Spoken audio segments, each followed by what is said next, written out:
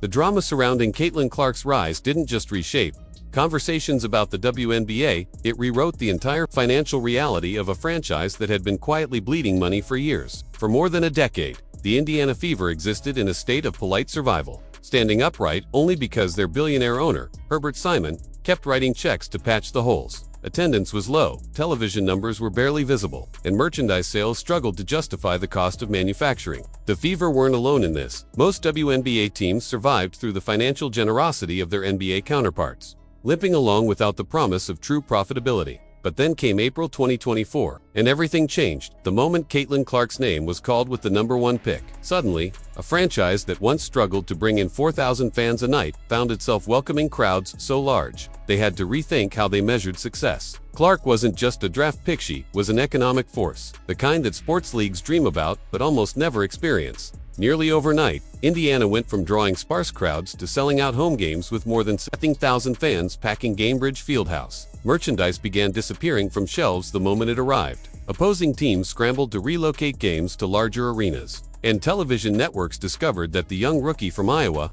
was pulling in viewership numbers the league had never seen before. In a matter of months, the Fever's financial outlook flipped from a narrative of quiet losses to one of explosive, undeniable growth. And at the heart of it all, simmered a truth that people inside the league whispered long before anyone would admit it publicly. She was bigger than the WNBA, bigger than the machine meant to support her, bigger than the peers who now found themselves navigating jealousy, rivalry, and the uncomfortable realization that her presence alone was changing everything from salaries to sponsorships. For years, players dreamed of becoming the face of women's basketball. Caitlin Clark simply walked in and became it. The endorsement market gravitated to her instantly. The spotlight followed her relentlessly. And even those who mocked her or downplayed her skills knew exactly what she represented. The uncomfortable truth was impossible to ignore. She was generating more money in 6 months than some franchises had seen in a decade.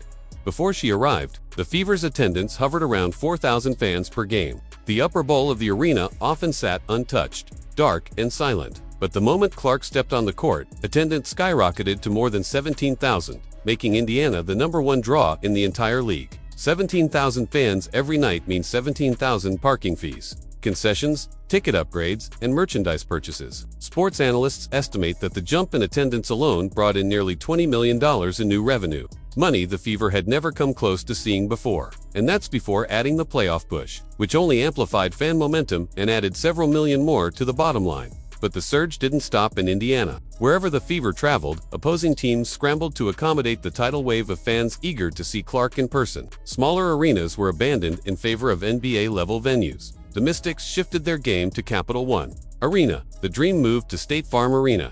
The Sparks brought the Fever to Crypto.com Arena. Wherever she went, tickets sold out, prices jumped, and attendance broke records. And because the WNBA shares revenue between home and visiting teams, Indiana benefited directly from every packed building they stepped into. Industry estimates suggest they pulled in up to $3 million in road revenue sharing alone, numbers that hadn't even been imaginable a year earlier.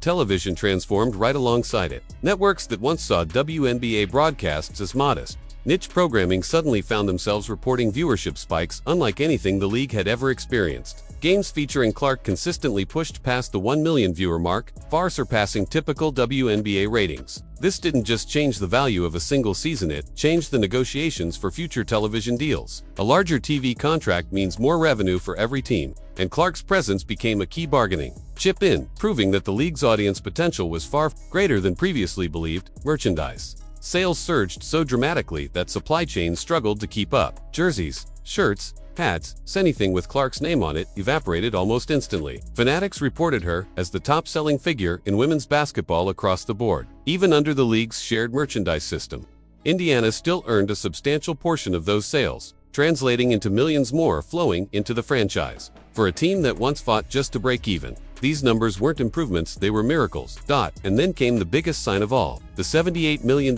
practice facility announced by Herbert Simon, a state-of-the-art building spanning 3 stories, complete with 2 regulation courts, training centers, wellness spaces, and equipment that rivaled NBA teams. For decades, Simon invested quietly, without expecting a massive return. This was different. Billionaires don't spend $78 million unless the math tells them the return is not only possible, it's likely. Clark's impact had already shown its potency. But this facility made one thing clear: Indiana wasn't just reacting to a good season, they were preparing for an era.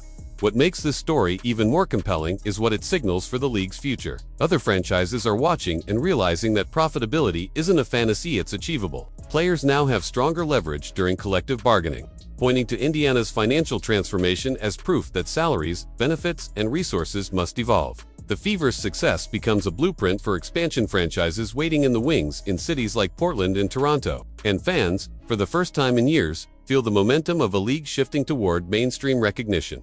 For Indiana, this is more than a lucky break, it's the cultural and financial rebirth of a franchise. For Clark, it's a testament to her undeniable magnetism and unparalleled influence. For the WNBA, it's a moment of reckoning. The question now becomes whether the momentum is sustainable, or if it will rely heavily on Clark's continued presence and health. The league has never seen a star whose economic footprint expanded this rapidly, and while some may resent or resist it, the numbers speak louder than any rivalry or commentary ever could. The Fever didn't just win the lottery. When they drafted Herbert, they acquired the most valuable economic engine in women's basketball history. Whether this growth continues or falls back to earth is something only time can answer. But one thing is clear, 2024 wasn't a fluke. It was a turning point. What do you think? Can Indiana maintain this financial explosion? Or was this season a lightning-in-a-bottle moment no one can ever replicate? Share your thoughts below. And if you want more deep dives into the business, culture, and drama shaping women's basketball, make sure to like, subscribe, and turn on notifications so you never miss a breakdown.